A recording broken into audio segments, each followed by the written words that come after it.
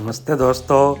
आज हमारे दोस्त बड़े भाई अशोक पंडिता जी और उनकी पत्नी हमारी भाभी किरण पंडिता जी, जिनका एक यूट्यूब चैनल है कुक्कू किरण व्लॉग्स, वो हमारे हिसार पधारे और आज हम उनको लेकर चल पड़े हैं हिसार घुमाने के लिए। पहले हम HEU में गए, वहाँ बड़े ही पिक्चर परफेक्ट कॉर्नर्स थे, वहाँ हमने फ़ोटो क्लिक करवाए और उसके बाद हम पहुँच गए हैं अग्रोहा धाम। अग्रोहा धाम अगर वंश का एक मुख्य धाम है, मुख्य धार्मिक स्थल है और महाराजा अग्रसेन हुए हैं जिनकी राजधानी अग्रोहा थी। यहाँ पर अगर वंश की अधिष्ठात्री देवी महालक्ष्मी माता का विशाल मंदिर बना हुआ है, जिसके हम अब दर्शन करने के लिए आए हैं और ये हम दर्शन करने के लिए पहुँच गए मंदिर के अंदर। और हमारे अशोक पंडिता जी भी व्लॉगिंग कर रहे हैं, अपने व्लॉग बना रहे हैं, भाभी जी साथ में हैं। और अब हम माता महालक्ष्मी जी के दर्शन करने के लिए आ गए हैं मंदिर में और यहाँ से दर्शन करके फिर आगे बढ़ेंगे हम। फिलहाल आप भी महालक्ष्मी माता के दर्शन कीजिए और पुण्य को प्राप्त करिए। देखिए कितना भव्य स्वरूप है माता का। हे जगत जननी माता कृपा करना।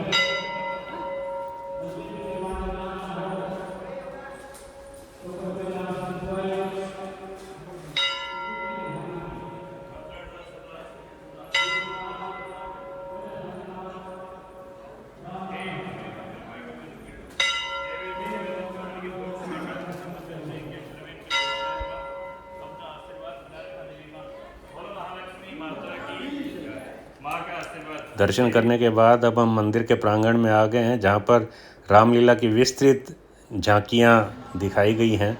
तो हम ये उन झांकियों का आनंद ले रहे हैं। आप भी देखिए कैसे राम जन्म की एक एक घटना को झांकियों के माध्यम से डिपिक्ट किया गया है।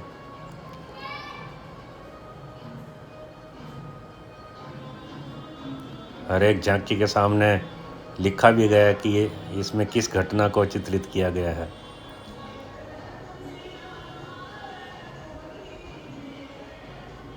यहाँ देखिए गुरु की परिचर्या हो रही है, चारों भाई मिलकर गुरु की सेवा कर रहे हैं। और यहाँ जब विश्वामित्र जी उनको लेके जाते हैं तो अहिल्या का उद्धार कैसे किया राम जी ने, ये घटना वर्णित की गई है। यहाँ ताड़का वध का सीन है।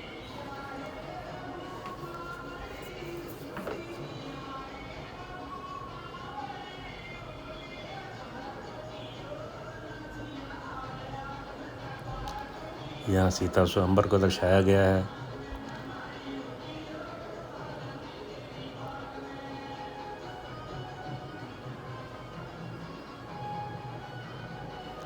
और यहाँ पर कैकेयी द्वारा अपने वर मांगने की इच्छा जाहिर करने पर महाराज दशरथ को कैसे शोक लगता है, उसको दर्शाया गया है।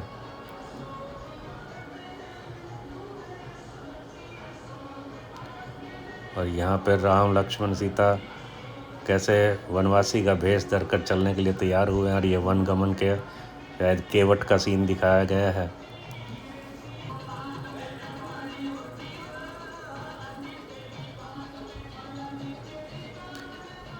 यहाँ भरत मिलाप का दृश्य है और हर एक झांकी इतनी सजीव दिखाई देती है कि मन सारे पात्र अभी बोल पड़ेंगे। ये लक्ष्मण द्वारा शूर्पणखा का जो नासी का छेदन किया गया उसको दर्शाया गया है। और ये जो राम जी मारी उसके पीछे भागते हैं मृग, स्वर्ण मृग के पीछे, और पीछे से ये जो लंका का राजा रावण सीता का हरण कर लेता है, वहाँ ये सारा उसको दर्शाया गया है। और यहाँ पर जो है बाली और सुग्रीव का युद्ध है, जहाँ पर श्री राम जी बाली का वध कर देते हैं।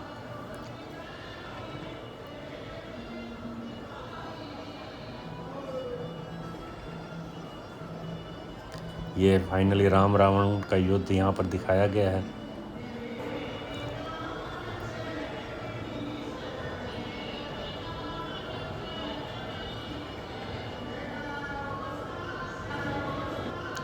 ये श्री राम जी अयोध्या लौटते हैं तो उनके राज्याभिषेक की झांकी को चित्रित किया गया है। कुल मिलाकर श्री राम के जीवन की समस्त झांकियाँ बड़े ही मनमोहक हैं और इसके साथ ही श्री कृष्ण लीला की झांकियाँ भी दिखाई गई हैं। अब हम यहाँ आ गए हैं कृष्ण लीला की झांकियाँ देखने के लिए और उनके जन्म से लेकर कंसवध तक की झांकियों को यहाँ बड़े ही सुंदर ढंग से चित्रित किया गया है। ये देखिए कैसे जो है वासुदेव जी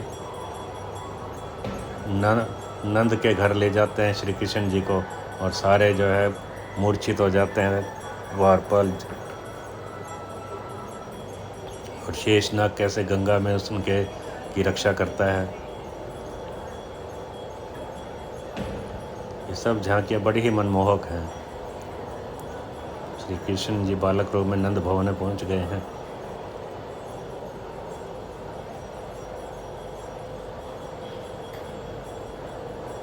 ये सारी झांकियाँ स्वचालित हैं, ऑटोमेटिक।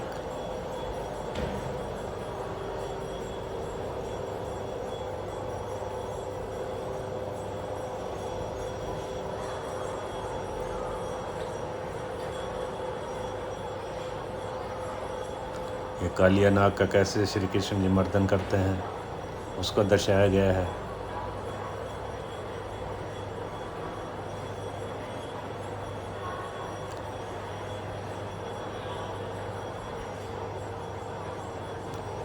ये यशोदा मैया कैसे त्रिलोकी के दर्शन होते हैं माखन चोरी के इल्ज़ाम में जब उनका मुंह देखा जाता है खोल कर। तो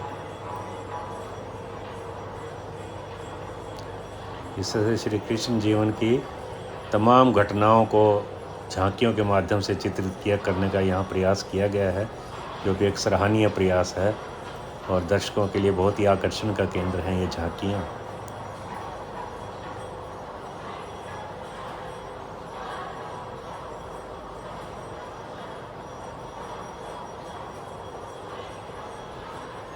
ये मित्र का कैसे स्वागत किया जाता है, श्री कृष्ण से कोई सीखे। सुदामा का कैसे स्वागत किया गया द्वारका में, और ये महारास का सीन दिखाया गया है।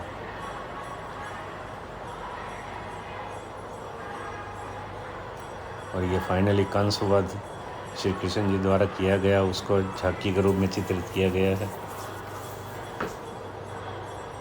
तो हमने इन झांकियों को बहुत ही आनंद से देखा और बहुत ही मज़ा आया, हमें बहुत आनंद आया। कुक्कू जी को भी बहुत पसंद आई है और हमारी भाभी जी किरण जी को भी काफ़ी अच्छा लगा। और किरण जी और स्वीटी जी अब राम कृष्ण मंदिर जी के सामने खड़ी हैं।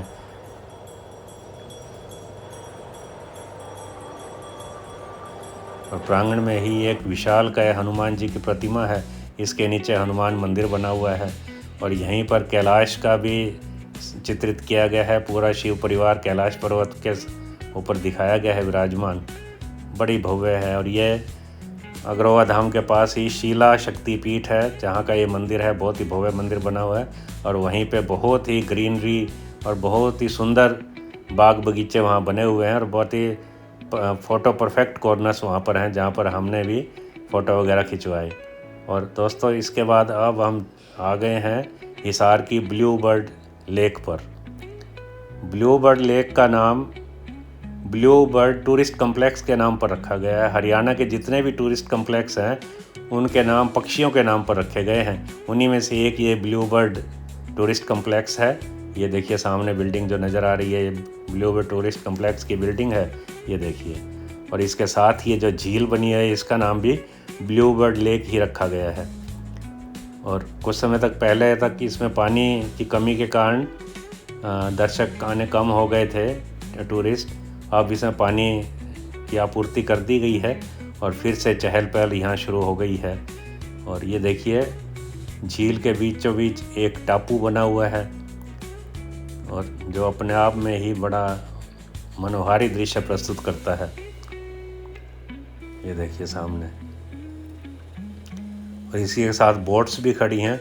आजकल बोट्स चल नहीं रही हैं यहाँ पर क्योंकि पानी की कमी के कारण बोट्स बंद कर दी गई थी। तो अब क्योंकि पानी फिर से आ गया है तो अब बोट्स जल्दी से ही फिर से प्रारंभ कर दी जाएंगी। और इस बोट में आके सबसे बढ़िया हमें ये लगा डक्स। ये कैसे एक लय से चली जा रही है, इनको देख के तो मन गदगद हो गया है। कुक्कू जी भी कोई मौका नहीं चूक रहे, इनको अपने कैमरे में कैद कर लेना चाहते हैं। वाकई में दृश्य ही ऐसा है, और इनकी जो आवाज़ है वो अपने आप में ही अट्रैक्ट करती है। और कैसे लयबद्ध तरीके से ये तैर रही हैं, देखकर बड़ा ही मज़ा आ रहा है।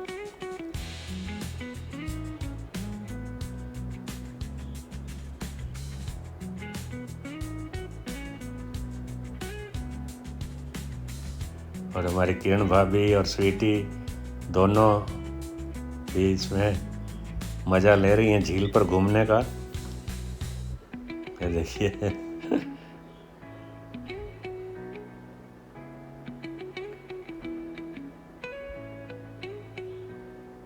ये झील का देखिए विहंगम दृश्य मैं आपको दिखा रहा हूँ।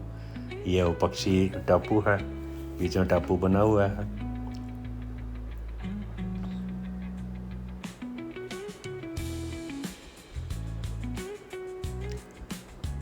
और ये झील पर ही देखिए ये मांगेराम जी हैं जो यहाँ पे एक ये स्टॉल लगा कर बैठे हैं, जिसमें केले हैं, ब्रेड है, चने हैं। केले यहाँ बंदर बहुत हैं, बंदरों को खिलाते हैं। जो भी टूरिस्ट आते हैं बंदरों को केले खिलाते हैं, चने खिलाते हैं। और ये जो ब्रेड हैं ये डक्स के लिए हैं, डक्स को खिलाते हैं लोग। ब्रेड पानी में डाल देते हैं और डक्स जो हैं फटाफट पानी में पहुँच जाती हैं उनको खाने के लिए।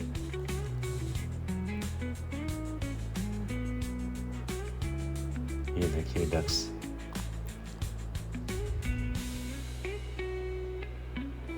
कुल मिलाकर बहुत ही बढ़िया, बहुत ही सुंदर दृश्य आंखों के सामने है।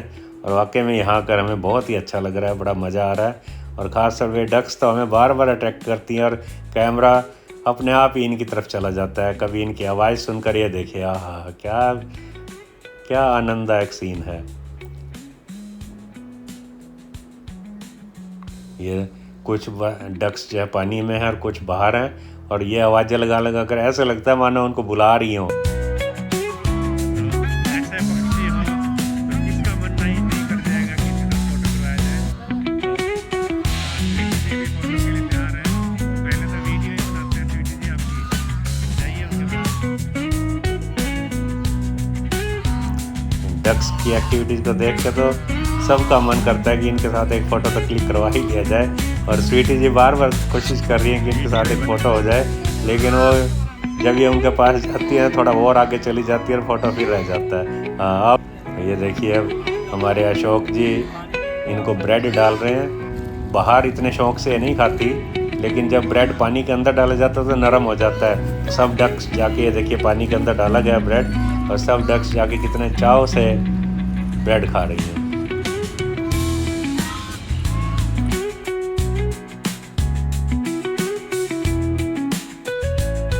इनको ऐसे खाते देखकर बहुत ही अच्छा लग रहा है, जिसका वर्णन नहीं है किया जा सकता। बस मन करता है आंखों में समाहित कर लिया जाए इस सीन को।